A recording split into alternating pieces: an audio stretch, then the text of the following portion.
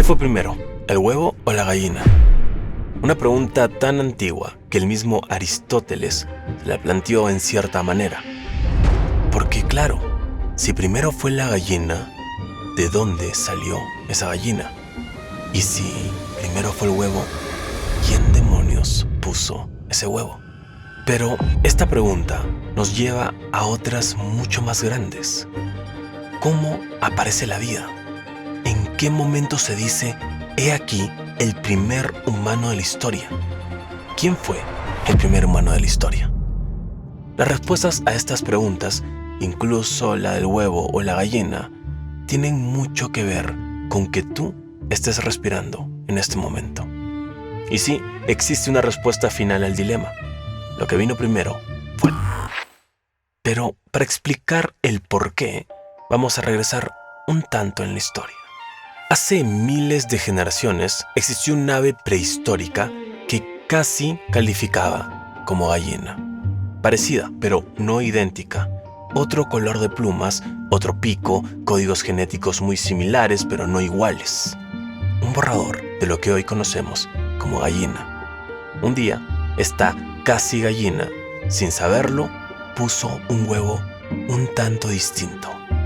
Ese huevo cargaba una mutación. Un cambio diminuto en el ADN que hacía que su cría ya no fuera casi gallina, sino la primera gallina oficial, la que sí reconocerías hoy como gallina. Entonces, la primera gallina sí vino de un huevo, pero de un huevo que fue puesto por una madre que no era gallina. Y está resuelto. Aunque si es así, entonces, ¿de dónde vino esa casi gallina? Para comprender eso, debemos adentrarnos en la teoría de la evolución y algo que muy pocos comprenden en verdad, la famosa selección natural. Hace millones de años, antes de los dinosaurios, antes de cualquier cosa reconocible, la Tierra era solo un planeta caliente lleno de agua, minerales y reacciones químicas sin sentido. Y en ese caos ocurrió un accidente. Una molécula logró copiarse. Pero claro, no fue la única. Con el tiempo otras lograron hacer lo mismo. Se copiaban y algunas duraban un parpadeo, pero otras copias, debido a, digamos, el azar, duraban más tiempo. Y gracias a eso, dejaban más copias. Con millones de repeticiones, esas copias se volvieron células. Las células se juntaron, aparecieron criaturas simples, luego otras más complejas, luego animales que nadaban, caminaban, trepaban. La vida pasó de un charco a cubrir el planeta entero sin pedir permiso. Mucho después, algunas de estas criaturas desarrollaron plumas, no para volar, sino como aislante. Pero generación tras generación, pequeños cambios se acumularon. Un plumaje un poco más grueso, un hueso más hueco, un salto ligeramente más alto. La mayoría de esas diferencias no servían para nada, pero otras daban pequeñas ventajas. Subir más rápido a un árbol, escapar mejor, gastar menos energía. Las pequeñas ventajas no parecen gran cosa, pero repetidas durante millones de años, transforman. Lo que empieza como un dinosaurio con plumas, termina como un ave que puede planear, luego volar, luego cantar y luego, eventualmente, convertirse en la gallina o el gallo que te levanta a las 4 de la mañana. Todo eso ocurrió sin que nadie lo planificara. Que quede claro que la evolución no quiere nada, no tiene metas, no está tratando de mejorar a nadie. La evolución solo se da, no te avisa los cambios, no te pregunta si estás de acuerdo, no evalúa tu desempeño, pero premia a los que encajen mejor con el entorno. No al mejor, sino el suficiente. ¿Un hombre con 4 brazos no sería mejor que uno con 2? Se podría llegar a la conclusión de que sí, es obvio, 4 es mejor que 2. Pero no es así como funciona. 4 también significa más energía. ¿Y lo vale? Tal vez en los millones de años que han pasado existió un hombre con 4 brazos y su gasto energético fue tan alto que no encontraba la suficiente comida día tras día para sobrevivir. Así que pereció en el intento. Para entender esto mejor se debe estudiar a la selección natural. ¿Cómo funciona realmente? Es sencillo. No sobrevive el más fuerte. Sobrevive el que logra reproducirse. Eso es todo. El entorno, depredadores, clima, comida, enfermedades, es el juez que decide quién vive y quién muere. No elige con intención, elige por descarte. El que no encaja, no deja descendencia. El que encaja, aunque sea un poco, deja copias. Para que lo entiendas mejor, volvamos al ejemplo del hombre de 4 brazos. Aunque esta mutación le otorgue cierta ventaja, también implica un gasto energético mayor. Al necesitar más alimento para mantenerse, sus probabilidades de sobrevivir disminuyen, como ya había dicho. Las ventajas de tener 4 brazos no compensan el costo energético adicional, por lo que este individuo tiende a vivir menos tiempo, y al vivir menos tiempo, tiene menos oportunidades de reproducirse. Como consecuencia, esa mutación no se transmite con frecuencia a la siguiente generación y con el tiempo desaparece por completo de la población. ¿Se entiende? La naturaleza está llena de ejemplos reales. Hola, llevo horas trabajando en este video y como siempre nos hemos quedado con ganas de darles más. Por eso tu apoyo es tan importante. Suscríbete y si tienes el botón de hype activado, darnos un hype sería de gran ayuda. Gracias y que disfrutes el resto del video. En Inglaterra, durante la Revolución Industrial, los árboles se oscurecieron por el hollín de las fábricas. Las polillas claras que antes se camuflaban bien empezaron a resaltar sobre la corteza y las aves se la comían más fácil. En cambio, las polillas oscuras, que eran raras, quedaban perfectamente camufladas.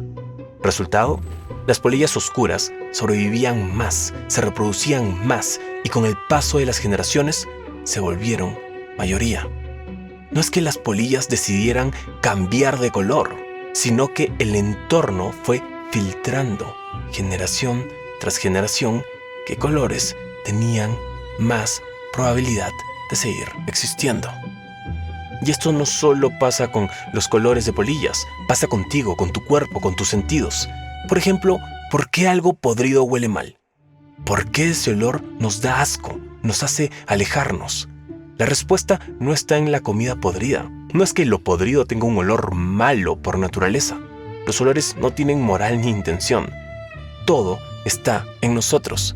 Hace miles de generaciones, nuestros ancestros se enfrentaban a alimentos en descomposición. Algunas personas no sentían rechazo por esos olores. Podían comerlos sin problema. Hasta que el sin problema se convertía en infecciones, intoxicaciones o muerte. Y si te mueres joven, ya sabes, no te reproduces. Pero otros sí sentían repulsión. Ese olor les activaba una alarma interna inmediata. Aléjate de ahí. Ese pequeño rechazo evitó que se enfermaran.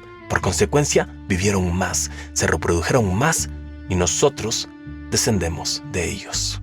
Al final se trata de tener más probabilidades de generar vida, de reproducirte sin importar el costo.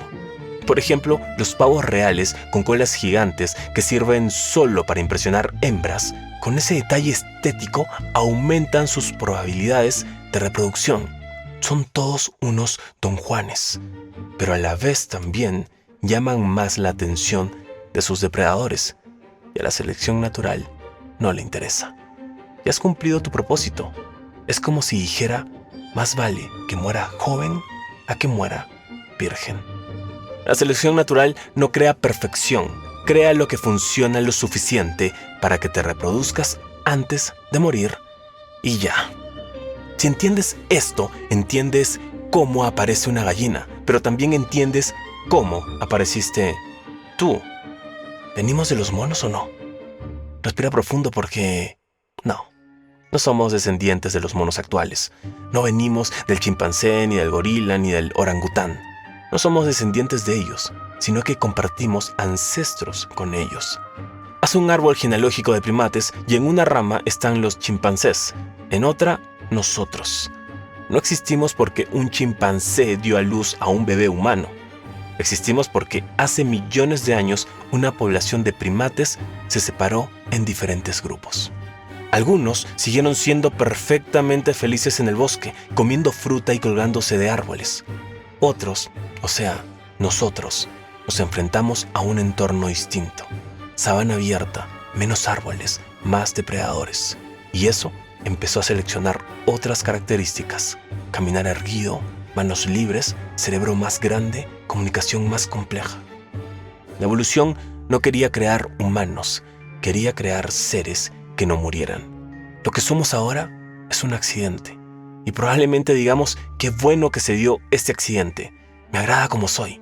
Pero eso dicen, o dirían, si hablaran, las demás especies.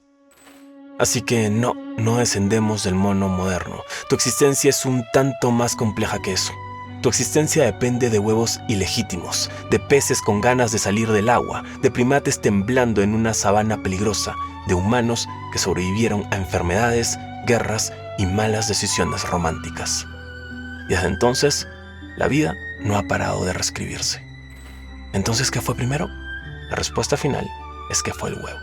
Pero fue el huevo porque primero fue la mutación, porque primero fue el error, porque primero fue una molécula intentando copiarse mejor que sus vecinas.